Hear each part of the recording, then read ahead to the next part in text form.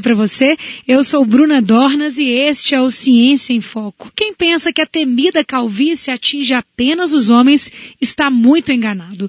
25% das mulheres brasileiras entre 35 e 40 anos sofrem com algum grau de calvície e acima dessa idade a porcentagem sobe para 50%. Para conversar conosco sobre o tema, eu convidei hoje a doutora Cristiane Câmara Alves, graduada em Medicina e especialista em transplante capilar. Bom dia, doutora Cristiane.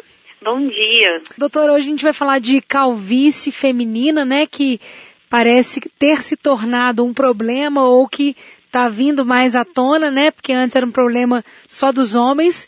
Então eu queria que você explicasse pra gente o que é a calvície feminina e se é um problema mais comum do que a gente imagina.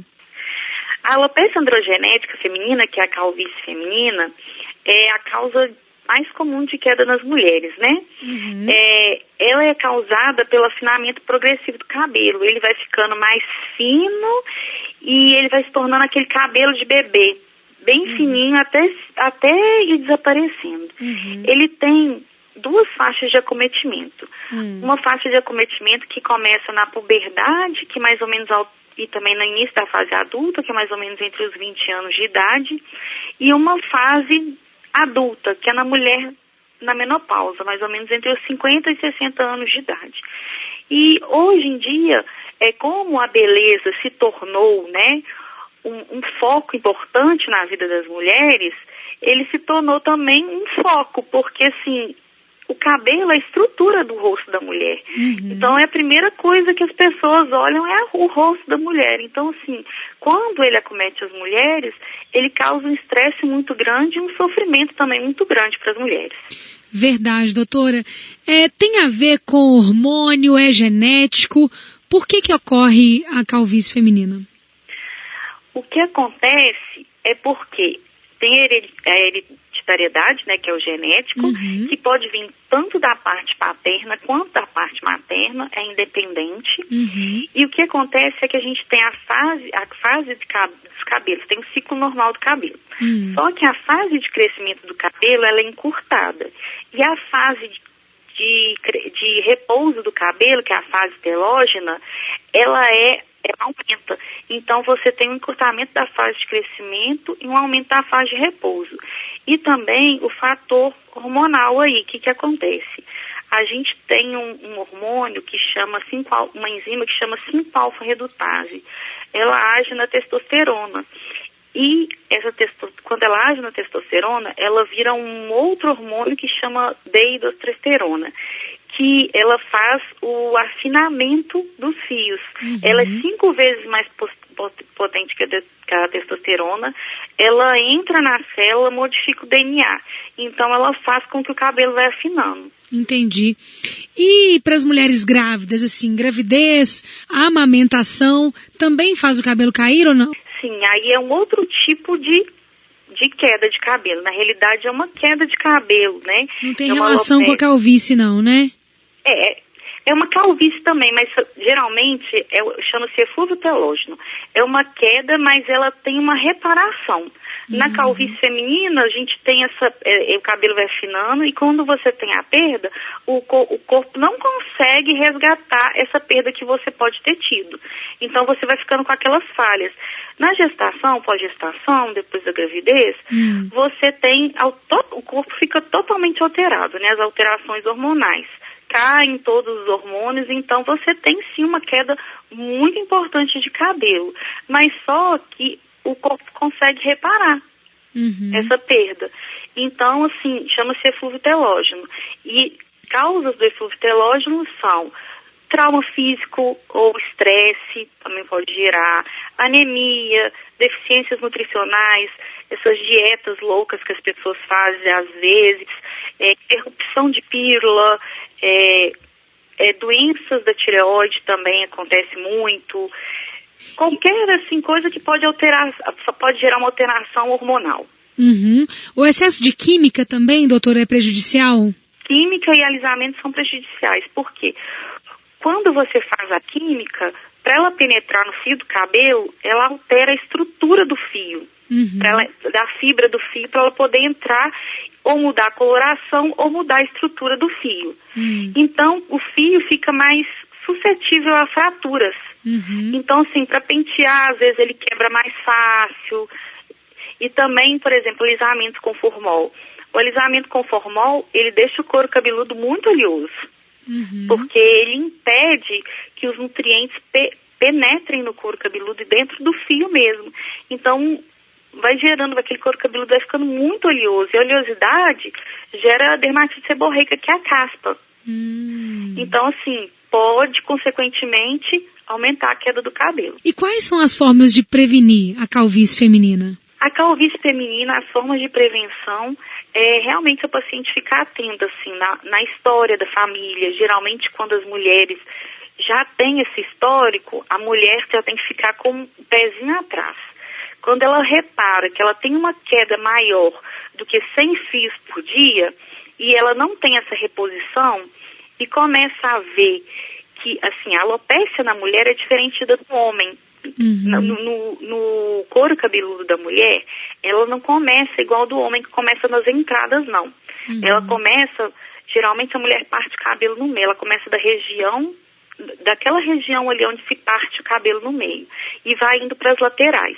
Então, quando a mulher começa a partir o cabelo no meio, e começa a ver que aquela área ali, ela já está conseguindo ver o couro cabeludo todo, então já é importante que ela fique atenta para poder ir ao médico, ver realmente qual que é a causa de queda dela, para ela poder se prevenir, para poder começar com uma medicação, porque quanto mais prorrogar, pior é, porque assim, um dos tratamentos é transplante, mas muitos pacientes que chegam elas já não têm mais área doadora para transplante, então já fica bem difícil o tratamento depois que a mulher deixa passar o início da doença.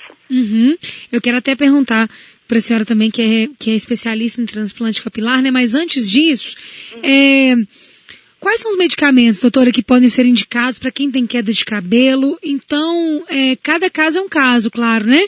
Mas existe esse medicamento que realmente funciona nesse caso? Sim, existem. Os medicamentos mais usados são o minoxidil e a finasterida. O minoxidil é tópico e a finasterida é oral. Mas nós também temos a dudasterida, temos a flutamida, a espirolactona, a suplementação vitamínica, que também é muito importante, a gente suplementar ferro, zinco, biotina. Também, hoje, a gente está tendo um produto que chama latanoprosta, que era aquele medicamento que a gente usa para o glaucoma. Estava sendo usado no glaucoma e eles estavam vendo que estava tendo crescimento dos cílios e aumentando também. Então, começou-se a usar como tratamento tópico no couro cabeludo, junto com o minoxidil. E a gente está tendo uma resposta muito boa dos pacientes. E também nós temos hoje a finasterida tópica também, que assim, muitos homens acabam tendo aquele mito, né, assim, existe alguns efeitos adversos da finasterida sim, mas a porcentagem de pacientes que tem esse efeito adverso é pouca comparada assim, com o mito que se coloca diante do preconceito da medicação. Então, assim, aí os pacientes que já têm esse mito aí já colocam a finasterida no uso tópico, porque ela não tem o mesmo efeito da oral, mas já ajuda também. Esses medicamentos são as únicas ou as principais formas de tratamento ou existem outras também? Existem outras formas também. As outras formas de tratamento que eu gosto muito, são o microagulhamento, que é uma agulhinha, um rolinho com várias agulhinhas que a gente vai fazendo no couro cabeludo, que ele estimula a circulação, levando mais nutriente para o folículo, e também intradermoterapia capilar com fator de crescimento, que também ajuda a nutrir o folículo do cabelo. E também o transplante capilar, que é a última opção, que a gente só recorre a ele, geralmente quando o paciente já não tem outra esperança, né, assim, quando a área já está muito comprometida, e assim, quando já não é mais no início também, porque quando você faz o transplante bem no início, o paciente não vai ver resultado. Mas também quando você já não tem a área doadora, também já não tem jeito. Então, sim, tem que ser no intermediário. Entendi. E falando de transplante, doutora, como que é feito o transplante? É um procedimento simples? Não, que requer um outro tipo de cuidado? Questão de valores também, para quem tiver interesse, né, de fazer, como que funciona o transplante capilar? A gente tem 2 tipos de transplante de cabelo. A gente tem o transplante de cabelo, que é aquele mais antigo, mas que também tem as suas indicações, que é o FUT, que é o strip, que a gente tira aquele pedaço e depois costura, e daquele pedaço vai tirando os folículos e vai colocando. E temos o FUI, que é hoje o mais novo do mercado, e que a gente tem menos, assim, o pós é mais tranquilo, menos dor, fica mais natural para quando você quer colocar em áreas frontais, sabe? Então, assim, ele é menos doloroso, você recupera mais rápido, assim, às vezes você tem um menor número de folículos, mas o resultado a curto prazo é melhor. E, assim, você tira... É um tubinho pequenininho de 0,8 a 1 milímetro. Você vai tirando unidade folicular por unidade folicular. Cada unidade folicular tem de 1 a 3, 4 folículos de cabelo. Então, as 3 linhas frontais, a gente coloca um fio para ficar bem natural. E também eu falo que é muito importante a gente não colocar tudo simétrico, porque nada no nosso organismo é simétrico, senão não fica natural, fica aquela coisa artificial. Então, as 3 primeiras linhas a gente coloca 1 a 1 e para trás a gente coloca mais de 2 folículos para dar volume no cabelo do paciente. E o resultado, ele demora muito, doutora? Assim, ele é progressivo? Como é que funciona? O que acontece? Eu falo assim que é igual uma árvorezinha. A gente primeiro planta, aí ela murcha para depois ela crescer. Então a gente implanta o cabelo lá. Aí depois de 7 dias a 10 dias, provavelmente esse cabelo vai cair. Aí depois, com 1 mês, 2 meses, ele vai começar a nascer. E você só vai ver o resultado total do transplante com 1 ano. Então, assim, tem que ter paciência. Porque, assim, é lento. O resultado é lento. Não é assim, e assim, às vezes o paciente fica naquela expectativa, né? Porque ele sai da cirurgia e fica todo feliz, porque a linha frontal dele tá lá toda delineada, ele já se sente bem mais jovem, se sente mais poderoso e tal, e de repente o cabelo começa a cair. Mas aí eu falo, tem que ter paciência, porque vai nascer de novo, mas realmente é um processo. Muito legal, doutora. Só para a gente finalizar, você tem alguma dica para você dar para as mulheres e para os homens, caso hoje a gente está falando da calvície feminina, mas também para os homens em relação à prevenção mesmo, a como cuidar dos cabelos, enfim, para tentar evitar a calvície nos 2 casos? Eu falo que é importante lavar os cabelos pelo menos 2 vezes por semana, mas assim, nos casos que as pessoas têm cabelos oleosos, é importante até lavar todos os dias. O importante é não deixar o couro cabeludo oleoso, porque senão ele obstrui os poros, né? E aí o cabelo vai ficando oleoso e aí prejudica. Também é muito importante investir numa alimentação saudável, né? Enxaguar sempre muito bem os cabelos, retirando shampoo, retirando o condicionador. É também legal, às vezes, as pessoas pentear o cabelo dentro do chuveiro com condicionador, começando das pontas para a raiz, e em vez de pentear só depois do banho. Também prender os cabelos só quando eles estiverem secos. Eu ia perguntar isso, é muito prejudicial prender molhado, né? Quebra o fio, né? Isso, quebra o fio.